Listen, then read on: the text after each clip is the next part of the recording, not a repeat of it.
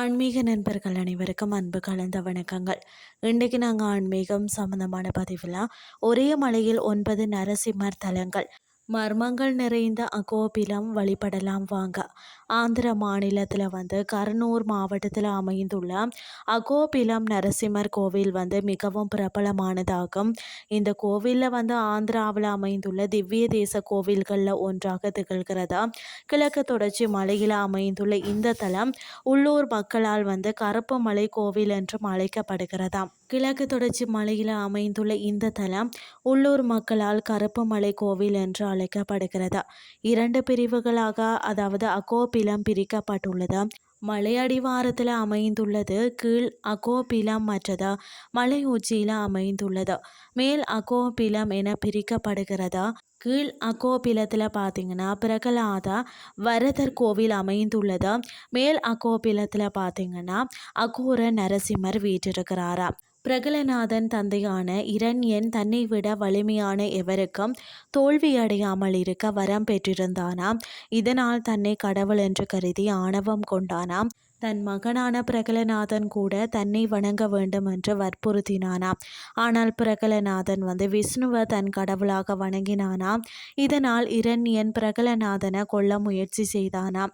பிரகலநாதனை காக்க விஷ்ணு நரசிம்மர் வடிவம் எடுத்து இரண்யனை வதம் செய்தாராம். இதன் பிறகு நரசிம்மர் பிரகலநாதனுக்கு காட்சி கொடுத்த இடம்தான் அகோபிலம் எனப்படுகிறது. இந்த கோவில் நரசிம்ம அவதாரம் நிகழ்ந்த தலமாக கருதப்படுகிறது.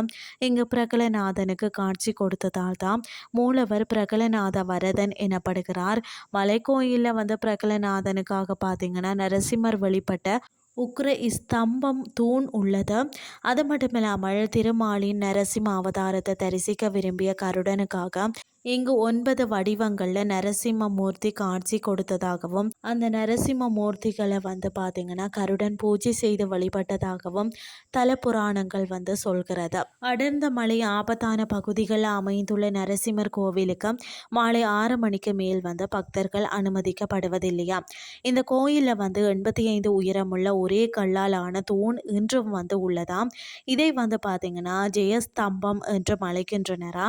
இதனை வெற்றி தூண் என்றும் கூறுகிறாங்களாம். பூமிக்கு அடியில் 30 அடி பள்ளம் தோண்டி இந்த தூணை நிலை நிறுத்தி இருக்கிறார்களாம். இந்த தூணின் முன் நின்று மனமுருகி வேண்டிக் கொண்டாலே அப்படியே நிறைவேறும் என கூறப்படுகிறது. ராமன் சீதையை தேடி வரும் போது இந்த தூணிடம் வேண்டிக் கொண்டதாகவும் இங்கு வழிபாடு செய்தவுடன் சீதை கிடைத்து விட்டது போன்ற ஒரு உணர்வை ராமன் பெற்றதாகவும் புராணங்கள் சொல்கிறது.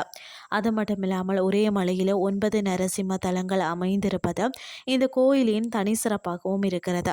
இந்த 9 தலங்களையும் ஒரே நாளில் தரிசிக்க முடியும் என்றாலும் இவற்றில் பெரும்பாலான தலங்களை மலைப்பாதை வழியாக நடந்து சென்று மட்டுமே அடைய முடியும். தெய்வ அருளும் கடுமையான மன உறுதியும் உடல் பலமும் இருந்தால் மட்டுமே இவற்றை தரிசிக்க முடியும் என்கிறார்கள். இன்றைய ஆன்மீகம் சார்ந்த பதிவு உங்களுக்கு பிரயோசனமாக அமைஞ்சிருக்கும்னு சொல்லி நானும் நம்புகிறேன். இதே மாதிரி மற்றும் ஒரு ஆன்மீகம் சார்ந்த பதிவோடு உங்களை சந்திக்கிறேன். நன்றி.